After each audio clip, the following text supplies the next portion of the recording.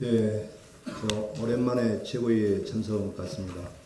와서 보니까 이 대표실 분위기도 환경이 많이 바뀌었고, 또 오늘 또 새로운 출발을 하는 것 같은 그런 느낌이 듭니다. 강신업 변호사의 입당과 또 대변인이 되신 걸 축하드리고, 우리 김소연 의원님, 또 우리 노영관 대변인, 오늘 대변인으로 출범하신 걸 축하드리고, 특히 전에 원내대표를 하셨던 우리 김관영 전 원내대표가 지명직 최고위원회 또 지명된 것을 진심으로 환영하고 축하드립니다.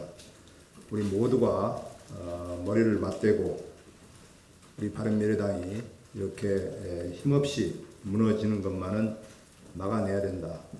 저는 지금까지 최고위원회에 이렇게 좀 불참이 많았던 것은 뭐 당에 서운함이 있거나 뭐 대표한테 서운함이 있거나 그런 것이 아니고, 저는 당이 이길수록 더욱더 힘을 실어줘야 된다는 데는 저는 변함이 없습니다.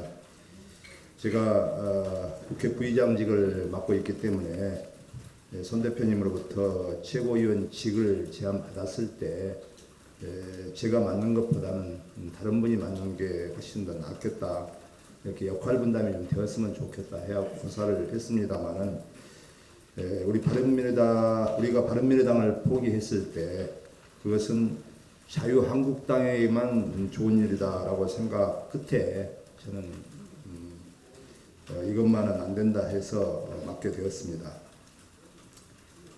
비록 청와대와 민주당이 잘하고 있는 것은 아니지만 그래도 적폐 정당인 자유한국당에게 바른미래당이 흡수되는 것만은 막아야 된다.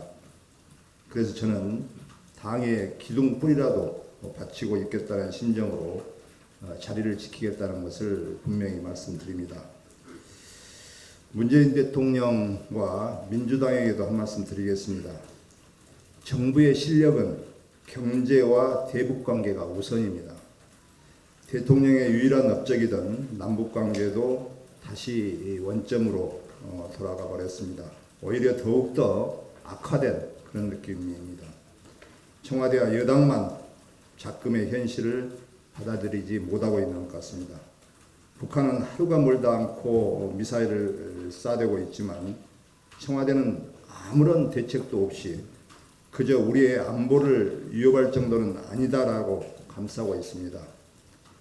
한일 관계, 한미 관계, 한중 외교 역시 살얼음판을 걷고 있습니다. 획기적인 방향 전환이 시급합니다. 경제는 또 어떻습니까? 최악입니다. 잠재 성장률은 2%대로, 실질 성장률은 1%대로 떨어져 있습니다. 떨어질 것 같습니다. 강주의 자영업 폐업률은 8년째 전국 1위입니다. 주요 상권을 벗어나면 임대 편말이 질비해 있는 그런 현실입니다. 저는 지역구의 전통시장 내에 있는 옷가게를 자주 방문합니다. 최근에 아주머니께서 요즘같이 장사가 안 된 적이 없다면서 눈물을 글썽이는 것을 보고 마음이 무거워서 아무 말씀도 못 드리고 그냥 나왔습니다. 이런 엄중한 상황에서 얼마 전 청와대 수석이 국회에서 막말을 치고 고성을 질렀습니다. 절대로 있을 수 없는 일입니다.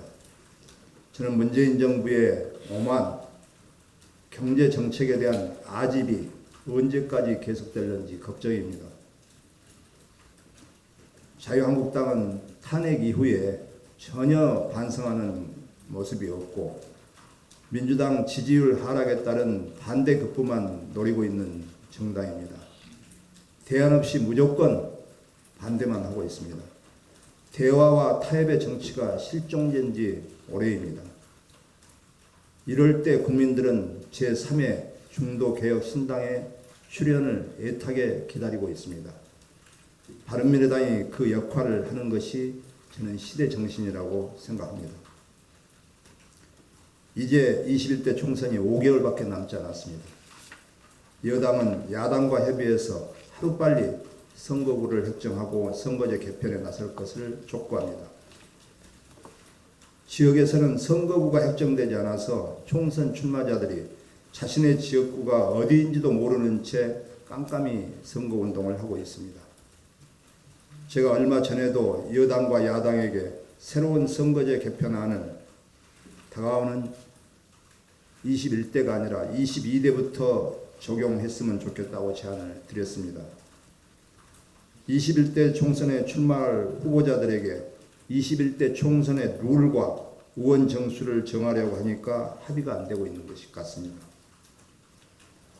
선거일에 닥쳐서 대충 서로의 이해관계를 반영해서 만들면 졸속 선거제도가 될 것이 뻔합니다.